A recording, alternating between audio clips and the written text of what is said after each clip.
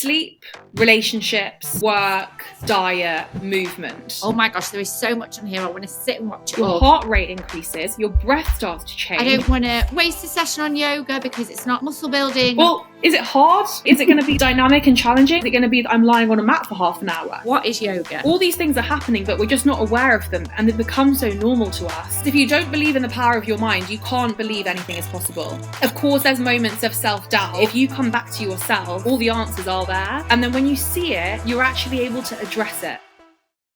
Welcome to the Anything is Possible podcast, and welcome to my guest, Angie Tiwari, who is the founder of Unearthed.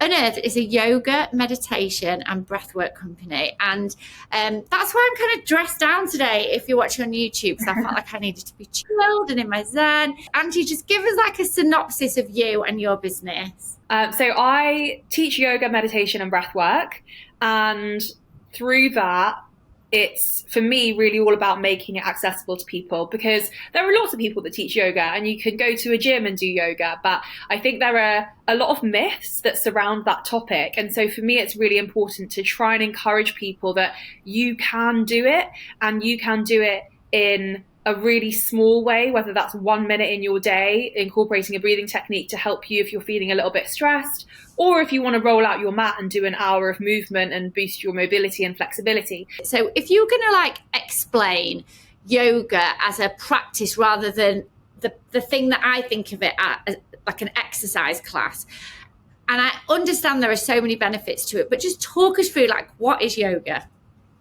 It's such a broad topic, and that's why it's such a complex question to answer.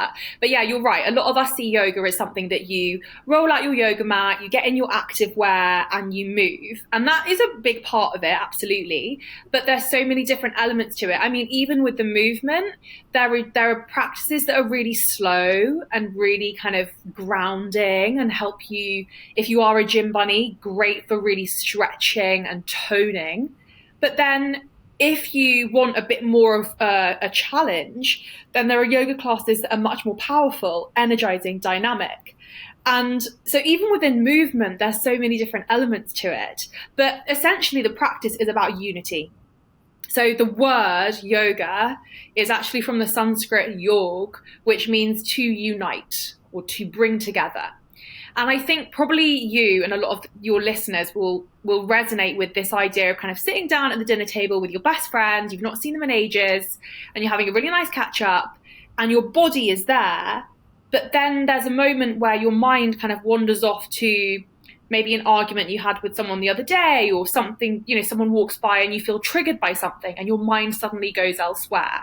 And so yoga is the practice of bringing our mind, our body and our spirit together in one place so that we're more present, and so that we can get to this higher level of consciousness. We're less wrapped up in all of the rubbish that's happening in our life and thinking that it's the worst thing in the world and being so attached and associated with our ego. And we're able to just feel a little bit about everything. And I think probably the most important thing in making it work for you is, because it is such a broad practice, you need to figure out what you want from it. So I completely agree. And I'm a big gym goer as well, but I was a really big gym bunny at the time of discovering yoga. And I think what's really important, because I had that exact same thought of, well, I could go to spin or I could go to yoga, but I want to work out, I want to sweat, you know, I'm going to go spinning. And I think it's about figuring out, well, what do you want from it? Do you want a kind of strengthening practice? Nothing wrong with that at all. Then you want to be looking for like a dynamic vinyasa, power, ashtanga. Those are the kind of words you're looking for in a class. I know it's tricky because sometimes in gyms it just says yoga and you're like, well, is it hard? Like, is it going to be like dynamic and challenging, or is it going to be that I'm lying on a mat for half an hour? And I think that's a problem that gyms should really specify. Restorative yoga, dynamic yoga. Like, there needs to be clarification for the people who are coming to the class. But if you want to have more of a meditative practice that's slower, that allows you to slow down, and you feel happy to do that because you've done your 5 gym sessions that week or however many it was, and you want to focus more on mobility and flexibility, which does help your strength training, then there's that. So it's kind of figuring out from a movement perspective, what do you want to get out of it so that you don't have that feeling of, oh, I've wasted that hour or I could have been doing something else. Yeah. That makes so much sense. So what I'm sort of hearing is you could approach it in potentially like 3 ways. So if you want to get stronger, which obviously it's obvious when you see a yoga class in terms of like the handstands, the balance, all of that, you've got to be pretty strong for that. So you could come to it from a strength point of view. You could come to it from a stretch point of view. And I have to say that's something I've thought about is actually, right, I'm feeling really stiff this week, but I'm not very disciplined at doing my stretches. But if I book myself on a class, that would potentially help. So I guess that's like injury prevention, lengthening of muscles. And the other one as well, when we talk about like the spiritual side and the meditation, have I got it right in that, like, so I've been to a yoga, which I think is called yin yoga, where you basically sort of lie in a position essentially for sort of 4 minutes. And that almost feels like I'm just going, I enjoyed it, but it feels like I'm just going for like a little bit of a, like mini snoozes. But I know that that's very good as well, isn't it? Is that more of a meditative yoga, would you say? It's so interesting because in the faster dynamic classes, people often label them as hard, and they can be physically challenging, but actually mentally they could be quite easy for many people because you're moving from one pose to the next to the next. And that can feel like a bit of a moving meditation because you're kind of really in the flow of it and you're not thinking of anything else. But it's funny because in a slower practice like a yin, so the opposite really, you know, a dynamic practice, you're doing quite a lot of poses. Yin, like you said, you might do in an hour class, you might do like 8 yoga poses, just 8, but you'll hold them for a long period of time. Now, some people think, oh, that's slow and easy. But actually, that can be really challenging because even though you're not doing as many poses, there's more time for your mind to start thinking and you start bringing up all these triggers and you get... So it can feel more meditative, but you also can notice how busy and stressed your mind is. And then it's about how are you responding to that? And can you allow yourself, you know, we're not very good in society at letting ourselves slow down. We need to be go, go, go, go, go. So if you are like that, you're more likely to go to a dynamic practice, but you should challenge yourself by going to a yin practice and seeing, can I let myself just sink into this posture? Because mentally, you're going to get those meditative benefits of being able to kind of quieten the mind or just watch what the mind is doing and increase your awareness and your consciousness. But also, you'll notice when you hold a pose for a longer period of time, you got to kind of get deeper and deeper into that stretch. You kind of feel your body opening up a little bit more the longer that you're in it, and you will feel a lot looser. And it's the physical tension that we hold because we're doing workouts or we're sitting down all day, but we store a lot of emotional tension in our body, especially hips, lower back, shoulders. So we're holding that tension, emotionally. You know, it's so funny. There's a pose called pigeon pose, which a lot of people know, even if you're not into yoga. Yeah. And the amount of people that at my classes, on my retreats, will be crying their eyes out in pigeon pose because it's just unleashing something in that part of the body. So there's so many different benefits. And I wouldn't say that one of them's more meditative than another because it kind of depends on what's happening within your mind when you're in the class, if that makes sense. Yeah. And so if you were... right. Okay. So we say you've got two camps and you've got, say, me that wants to make sure they get their weight session in, their barriers, blah, blah, blah. So let's say I said to you, right, I'm doing like 3 weight sessions, 2 runs a week. And on my like restorative days, let's say, what would you advise? I guess you're probably going to say it's down to your goals, but how would you spend those 2 coins? So I've got 2 coins for yoga. Where would you say to go with those?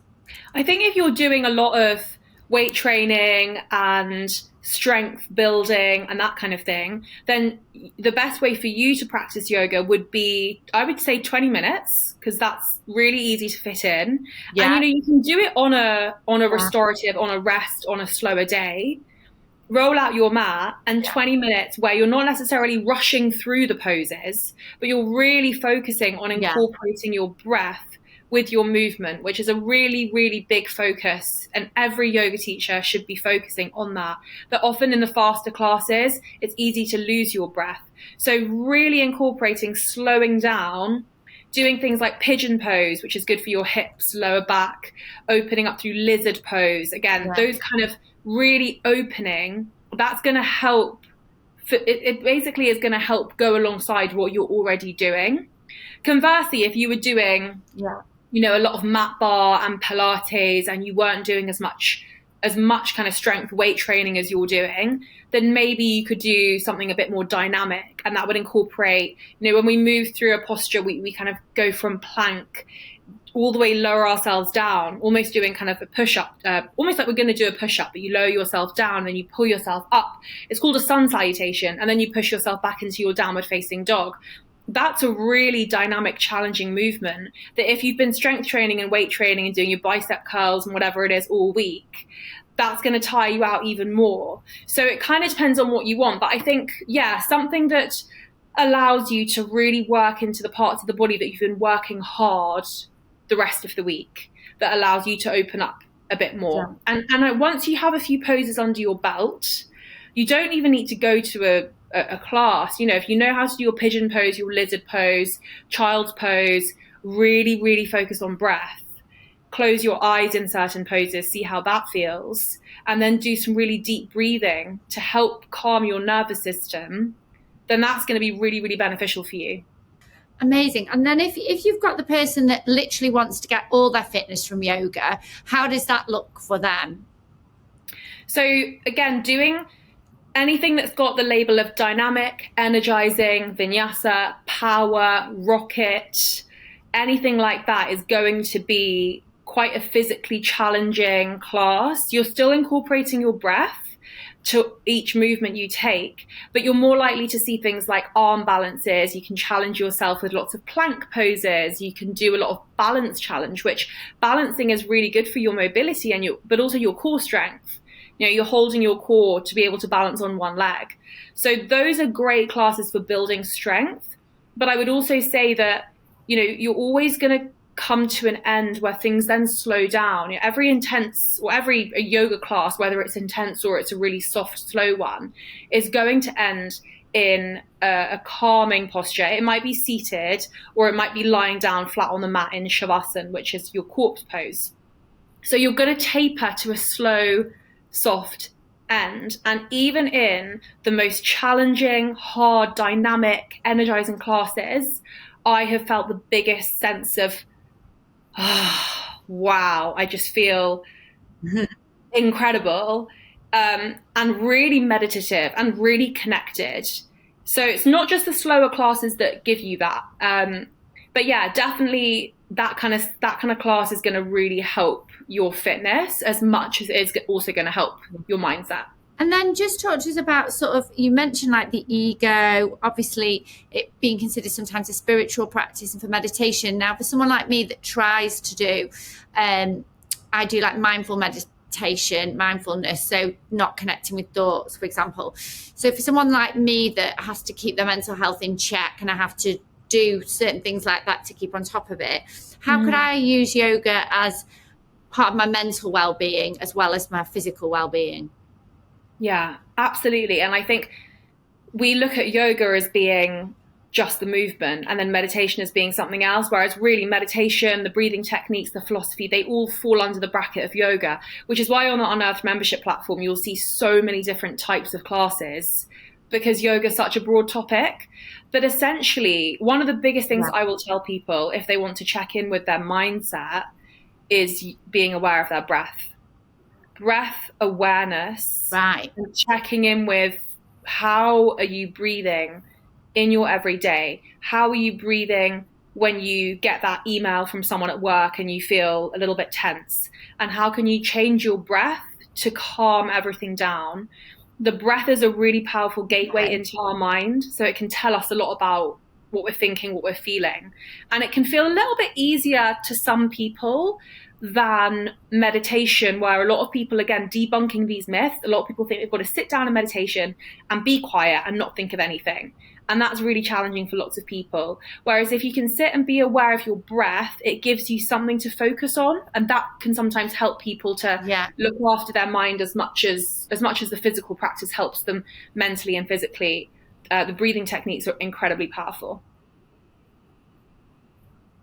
And what's the connection with yoga and ego then as well? I've listened to quite a lot on ego, particularly with Oprah Winfrey and Eckhart Tolle. Is it Eckhart? Yeah, that talks about, so many decisions are made from the ego and you need to detach from the ego. So how does that work with yoga practice? I'm curious. Yeah, so ego comes up a lot in yoga philosophy. So essentially, we are so wrapped up with the ego, and to break down what the ego is it's the sense of I. Yeah, I love this.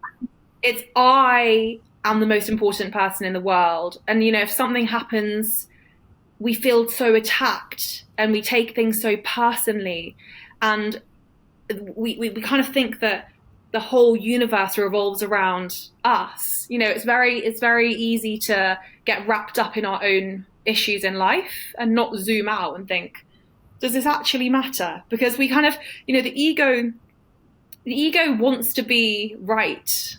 So when we feel something's going against us, the ego is there saying, no, I've been wronged. I need to be right. It's I.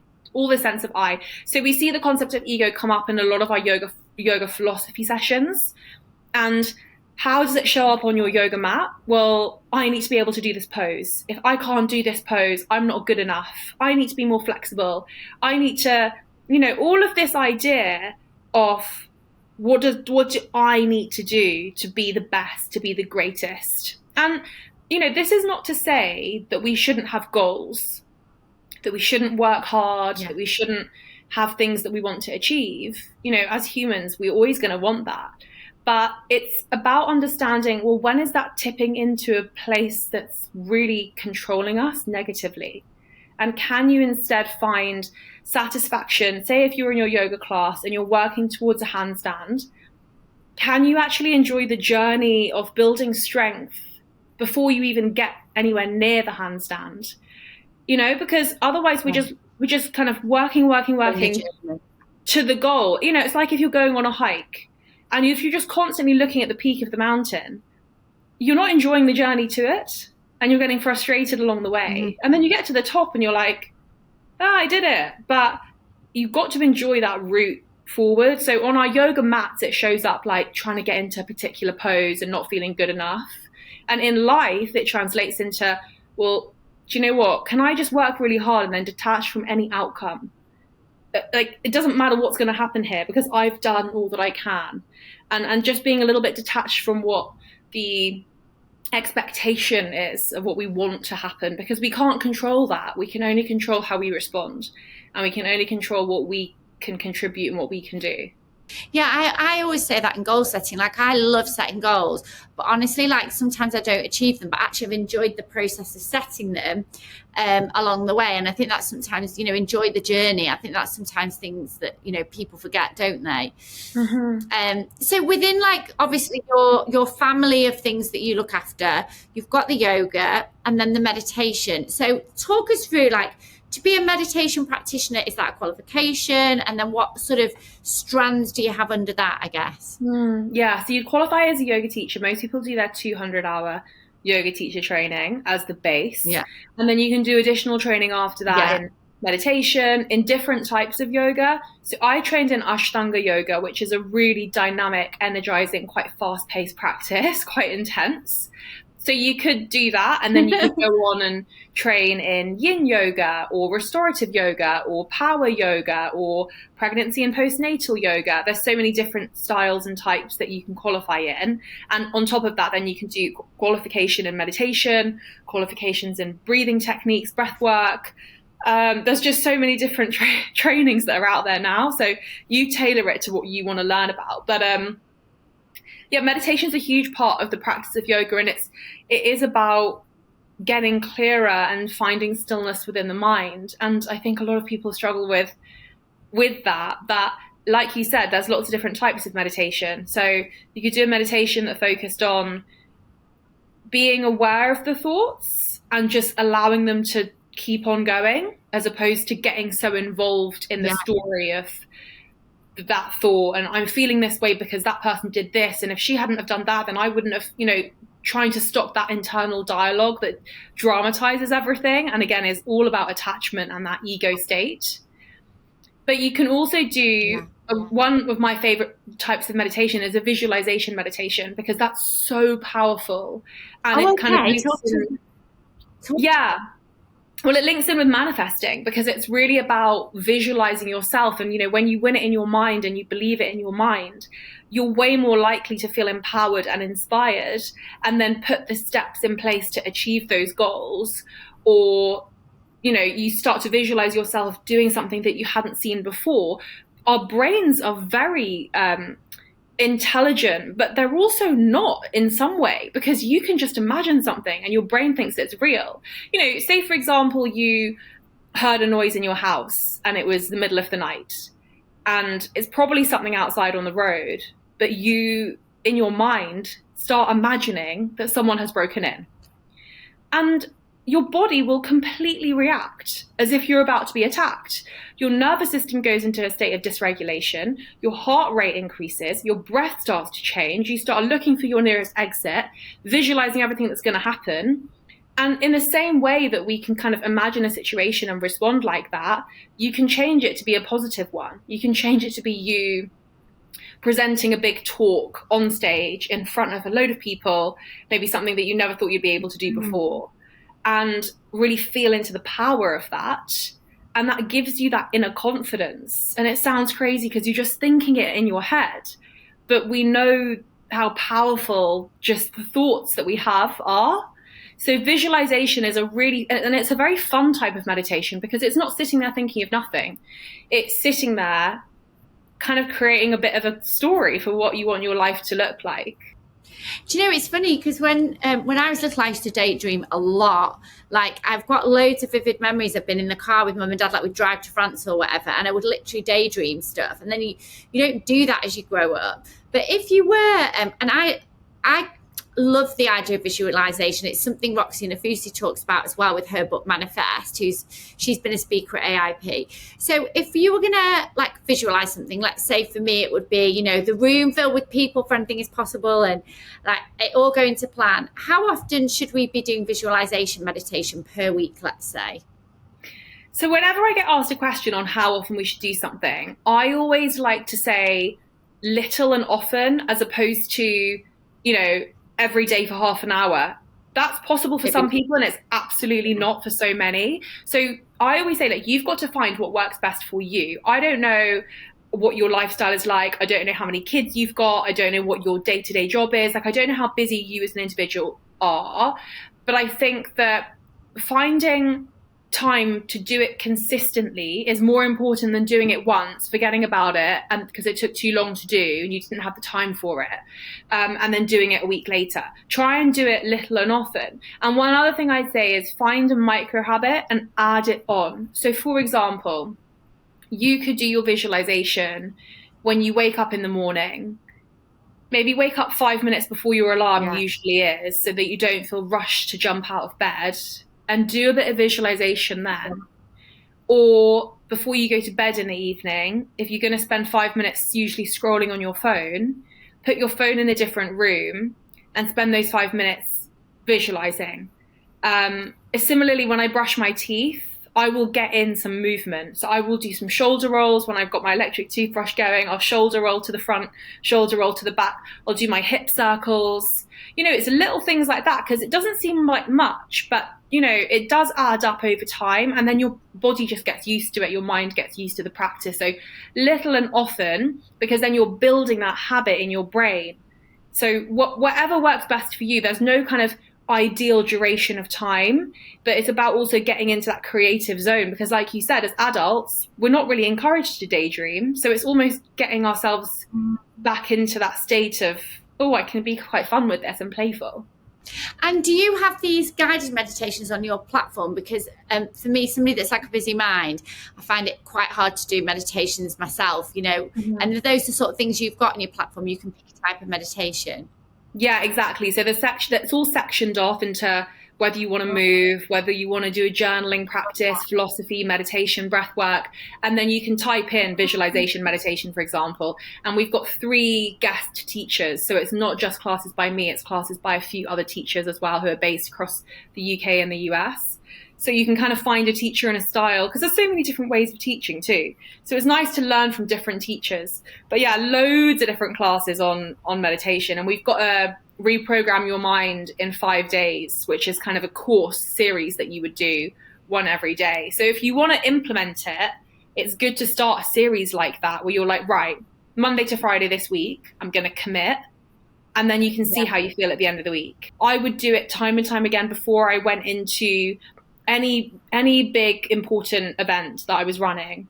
I will never go to an event without seeing photos of the location, because when I see photos of the location, I can then visualize myself in that location. And it really makes, because then when you're there, you like, I've been here before. I know what I'm doing. I've done this before. You haven't, but your mind thinks it has. So it feels a lot calmer. It feels a lot more like you're in control. And the other thing that you and I have talked about is Ayurveda, which is a practice of yoga, acupuncture, herbal massage, and also diet. So I had heard of this before I met you, and I said I've got a real natural interest in it that I haven't dug deep into or pursued yet. So another reason I was excited to have you on the podcast. But for those of people that haven't heard of it, can you explain what that is to us? Yeah, so again, I always like to go back to what does the word actually mean? So Ayurveda, Veda is knowledge, and Ayu is life. So it's like the knowledge of life, the science of life. And essentially it's an ancient holistic healing modality. So it's an ancient practice. It's kind of known as the sister science of yoga. And both yoga and Ayurveda have been written about for centuries and centuries in ancient texts, 5,000 plus years ago. But essentially Ayurveda is holistic healing. So how do I explain that in English? You know, if you were to go to the doctor and you had something, if you had kind of inflammation on your hand, let's say, you're probably going to be given a topical cream to apply to your hand and told to come back in a week once your topical cream, antibiotic, whatever has kind of finished. And you're less likely to have a full consultation around when did this inflammation start? What's happening in your work life? What's your diet like? What are your bowel movements like? How's your sleep been recently? Whereas if you went to an Ayurvedic consultant, an inflammation on your hand is not just caused and solved by a cream being applied, because we believe that inflammation lies deep in the body. There's a reason behind it. So it might be that you've had an allergic reaction to something. Absolutely. But a lot of the time the inflammation is caused by stress.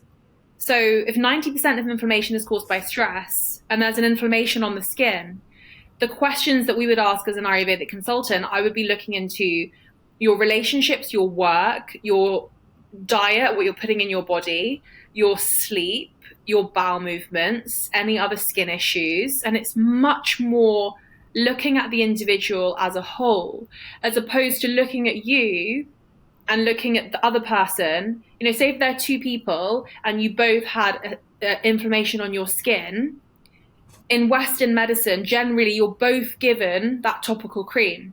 Whereas from an Ayurvedic perspective, two people might have inflammation on the skin, but we would look into holistically, individually, what's happening in your life compared to the other person's life. And you'd get different treatments, even though you had the same condition, because the same condition is not always caused. Yeah. It's what are the factors that are causing that condition. So it's much more looking at the person full body, full perspective. And I think now we're seeing Western medicine go a little bit more in that direction, you know, understanding the connection between your gut and your brain. That's been a really big thing within Ayurveda for centuries. So it's nice to see that we're honoring and respecting that. You know, your mind is so powerful and it could be creating illness in the body. Just to people that aren't necessarily aware of the term, what is inflammation within the body? Swelling, redness, pain, shows up for people in different ways. So it might be that you've got an internal pain, but you can't actually see anything, in which case there would be no redness. There would be no kind of obvious signs for you, but you would be feeling an inflammation. A good idea of that is, you know, when you feel bloated, but to another level, like the bloating, your gut feels sore and swollen, as if it's kind of, sore. as if almost you would, red Yeah. raw. You almost imagine that in the inside it's red, but you can't see that. But it just feels so painful. So that would be a symptom of inflammation. Obviously, seeing a rash that's red, that's painful, that's maybe itchy. You know, there's some inflammation that then becomes itchy. Shows up in lots of different ways. But like I said, 90% of it is caused by stress. And that's why it's so important to understand what's causing you stress and being aware. You know, one of the biggest things that yoga has taught me is, and Ayurveda, but is to be more aware of how everything in my life is impacting me, because how everything in your life impacts you then goes into a deeper level from a health perspective and impacts our bodies. And it's just understanding that, then you can save yourself so much hassle and pain later along the line, and you can prevent a lot of that inflammation from happening. So there's a book, isn't there, called The Body Keeps Score? And you've talked about being aware of stress. And I think we're all guilty in different ways of just keeping going because we don't want to admit I might be stressed.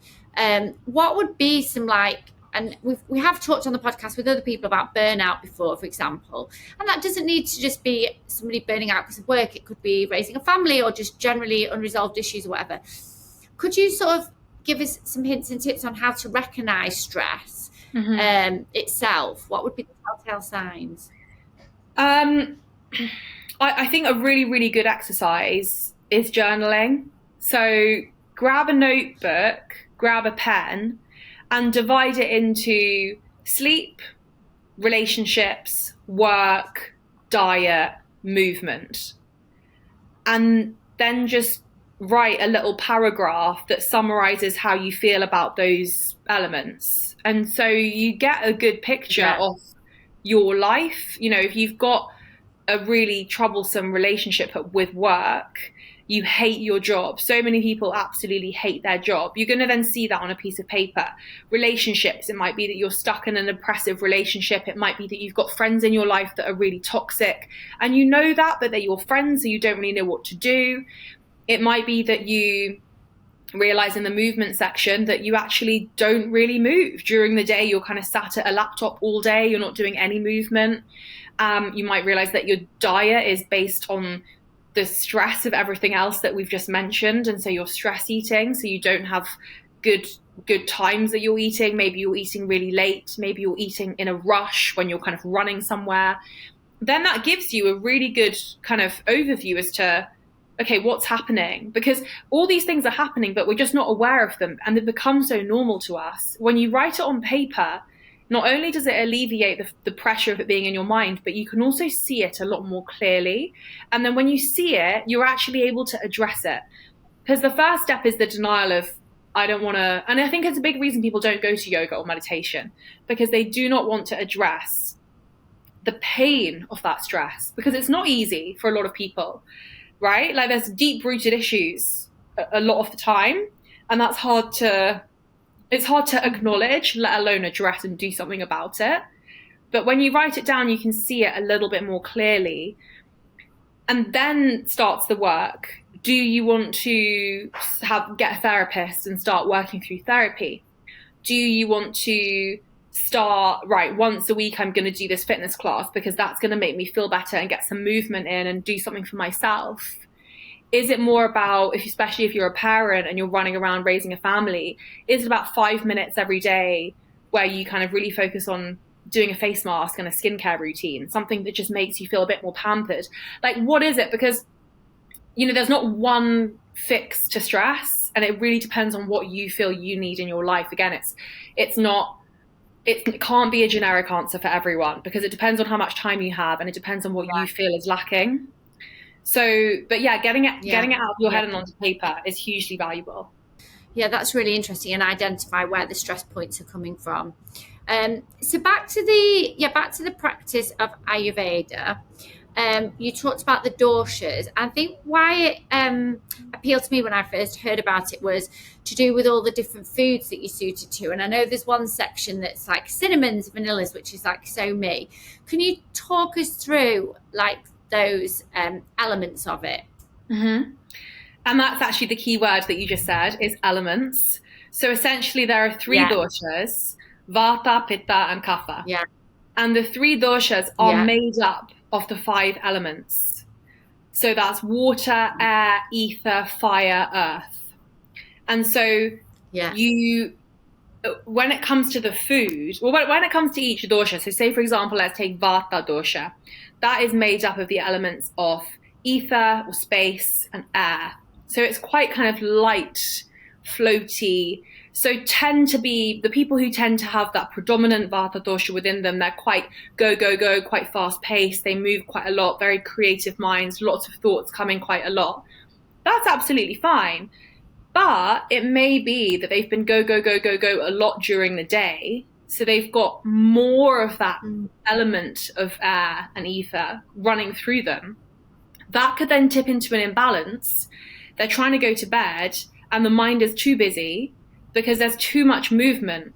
That also we see in the gut health. Yeah. There's a lot of wind and a lot of bloating. So eating foods for a vata dosha predominant person who's in an imbalance, you'd want to eat foods that are grounding.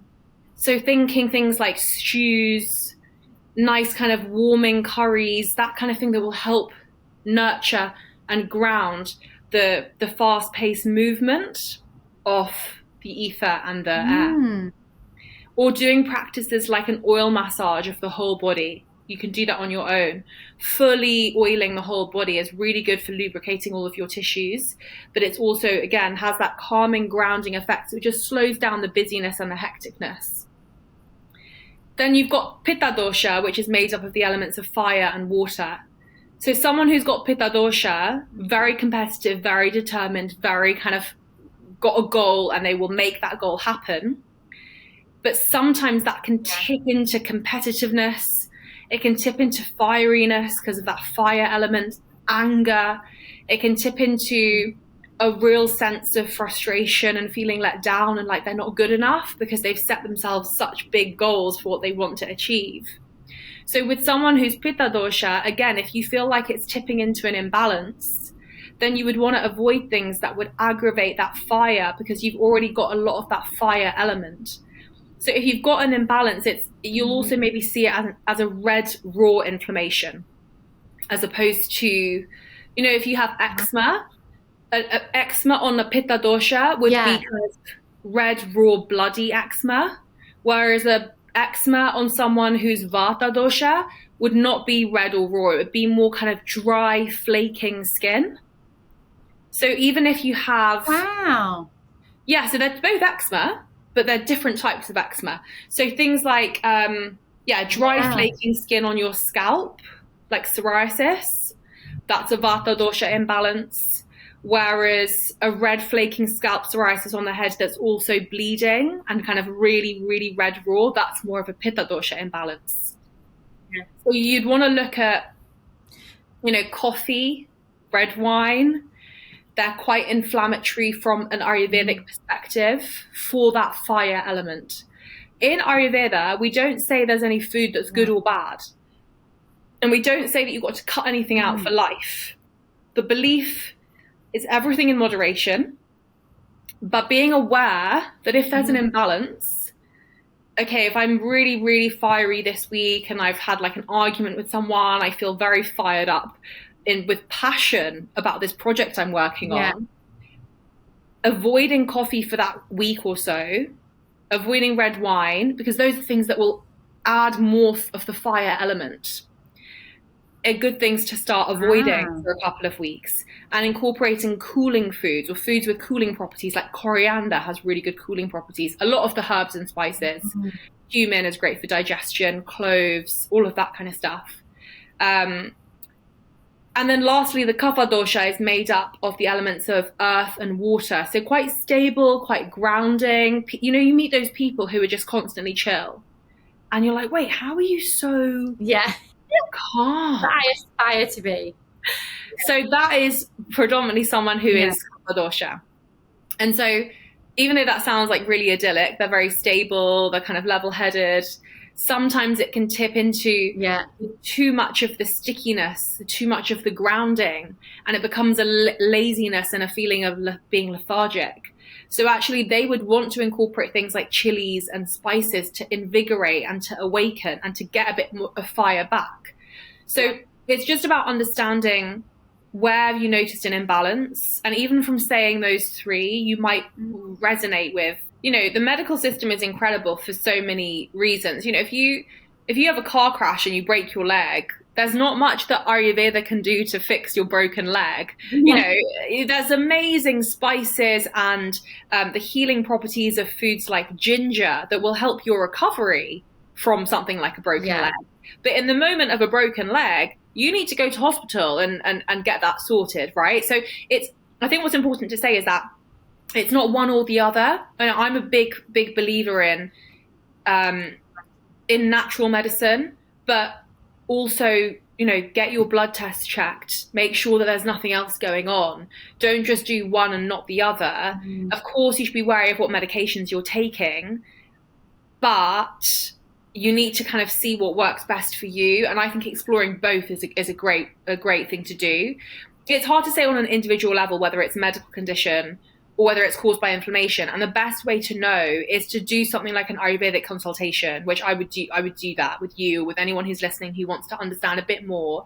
And then we go into every different section of your life and we look into what is happening.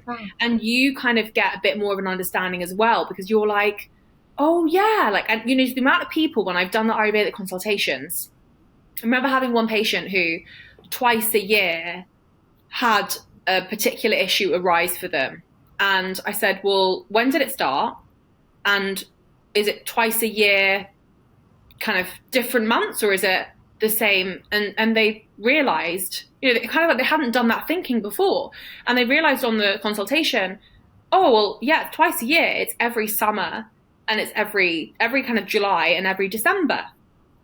So then my next question is, what's happening in July and December every year?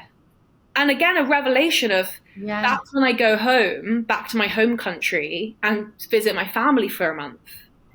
And it's even, you know, them having that realization on the consultation of, oh, like there's a connection there. There's a link that this is arising in my body twice a year, the same months every single year when this occasion is happening. So what is it about being in that situation, in that environment, that's creating this illness? And it's that's where the magic lies, because you then realize everything is interlinked and we're so much more interconnected than we think we are. So sometimes it's a medical issue, absolutely, but you want to look into kind of what else is going on in your life to figure out whether there could be something else that you could do to help it. Because you can take medication for something for years and years and years and it could never go away. And then you have, you know, a healing session and you understand the reason and it never comes back again. So we've sort of uncovered at very top level yoga, meditation, breathwork and Ayurveda. I think what would be really nice to sort of wrap up the podcast, Angie, is your journey a little bit. So you were in tech. You haven't always been, you know, a yogi professionally as such. And you made a conscious decision to change your career, which is something we talk a lot about on the podcast. We have a lot of people reaching out to us thinking they've gone down one path, but it's too late to change. I can't take the pay cut, like all these different things. I'd love to know just sort of a synopsis of you changing career, but then also the different levels of fulfillment that you've found in this new, well, it's not so new now, but this new career. Yeah, no, absolutely. And I think people are always surprised to hear that I worked for the last 10 years in technology. I was the director of sales at a global company. You know, people think sales and they think director and they think completely different to a spiritual lifestyle. And it's actually, I mean, yeah, I guess the stereotype of someone who works in a sales job in a senior position isn't, you don't also think someone who meditates and does yoga. I actually think that they would be way more successful if they did, because actually, you know, any career where it's fast paced, it's intense, there's a lot of pressure. If you haven't got a good hold on managing your emotions, regulating your nervous system, you're in real trouble. because, you know, the ego attaches to a number that you've got to hit every single quarter. And if you don't hit that number, who are you? What is your self-worth? And so you've actually really got to. But what I noticed is, so 4 years into working in that job, I had a breakthrough moment with yoga. I've been practicing yoga for years and years and years, but the same reasons as you, stretching from my gym going. Never really, you know, I used to think like, what is this woo-woo? I really didn't believe in it. And then I had a moment, and then I had a moment where I was like, oh, and something shifted and I wanted to learn more, and that was it. I never was interested in changing careers. I wanted to learn more, and I wanted to quit my job. So I quit my job and I decided, let me try and get another job, because I'm not going to risk just like not having a job. Let me get another job, let me defer it, and let me go and do my yoga teacher training in India, because I just want to learn more. I'm just fascinated and I think it'll be a good thing to do. And I'd just gone through a breakup, so I think that also spurred me on to be like, get me out of this country. I don't want to see anyone. I just want to go and be on my own. You know when you just want to escape? So I did that, but then I came back and I started back in my tech corporate job, which I've always loved, by the way. It's never been the case if I hate it and I want to move on to something else. This was just something that fascinated me. And what was really good is that the company that I just joined, that knew that I had deferred to do my yoga teacher training, they said, why don't you teach in the office, you know, once a week after work? And I think if they hadn't said that, maybe I wouldn't have taught immediately afterwards. But that then gave me the buzz of teaching, of sharing it with people, of seeing people progress, of watching them have their breakthrough moments that I'd had. And that was really addictive, and I really enjoyed that. So yeah, towards the end of 2020, 2021, I then had a bit more of a mission of, okay, I'm going to really bring this online, and set up the membership platform in 2021, Unearthed, started running retreats in 2021 from my house. And then it kind of was the side hustle that grew. So then when it got to a point about this time last year, when I got to a crossroads where I didn't really think I wanted to continue my corporate job, I had this side hustle that was already on its own, touch wood, doing really well. And it made sense for me to take that transition, because to what you said earlier, there are people who are scared about like taking a pay cut or, you know, moving career completely. I don't think I ever would have quit my corporate job to start a well-being business. I think it just would have felt too risky. But because I already had it and it was growing really well, it was a lot easier to make that transition.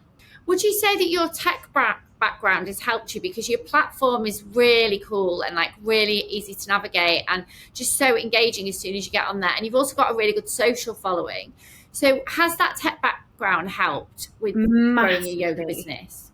Yeah, because, you know, when you run your own business, you're doing the sales, the marketing, you need to make sure the customers are happy, all of that stuff. And a lot of my role in my previous roles in technology was about the customer experience online and how important it is to keep your customers happy. But then also from a sales perspective, how do you pitch yourself? And how do you pitch yourself without fear? You know, how do you pitch yourself that you're not writing a whole essay, and you're short and you're sharp and you're to the point and you're getting the information over really easily? So all of that really helped me have the confidence to know how to pitch myself, know how to market myself, to know how to make sure that, you know, what I want as a customer to see from this class. I don't just want to do the class. I want to have a description underneath the class saying, what's this class about? I want to have links in the description that link out to different playlists for the person who wants to listen to music while they're practicing yoga. You know, like all of this, basically the customer journey. And that's, definitely.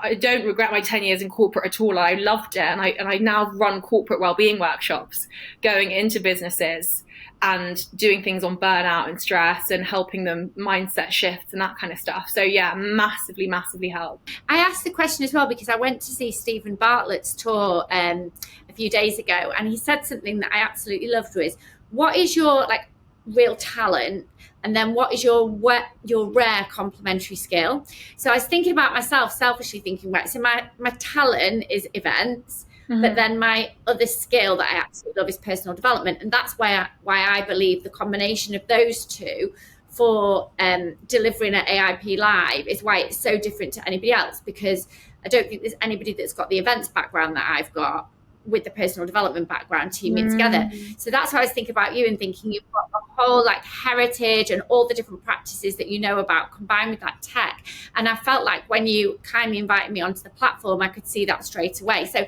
it's just something for people to think about. Like if there's something you really want to pursue, but you've got this skill set, can you combine the two and make something really unique? If the two things feel so different, maybe that is your superpower. Because they feel so different, it's like you offer something so different. But before we do finish the podcast, Angie, the question I always ask everybody at the end is, what does anything is possible mean to you?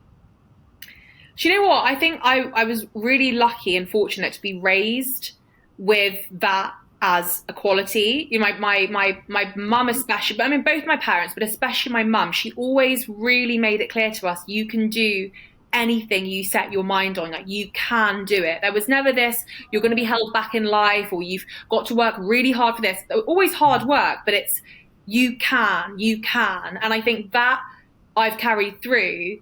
And of course there's moments of self-doubt, but I think always holding on to the power of your mind, because if you don't believe in the power of your mind, you can't believe anything is possible. So I think for me, it's about always reminding myself and coming back to the awareness of how powerful we are as human beings. And a lot of the time that can be stripped away from us, and we always go into authority figures for validation. But if you come back to yourself, all the answers are there.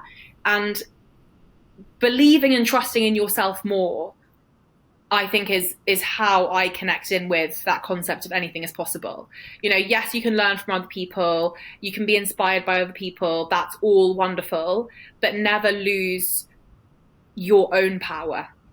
Well, how lucky to be brought up in that kind of environment as well, because not everybody is. So, well, thank you so much for having come on the podcast. We're going to be posting as well on our social channels how people can join your platform, and also with a special discount code, which I would highly encourage everybody to do. But thank you for being a guest. Thank you for having me.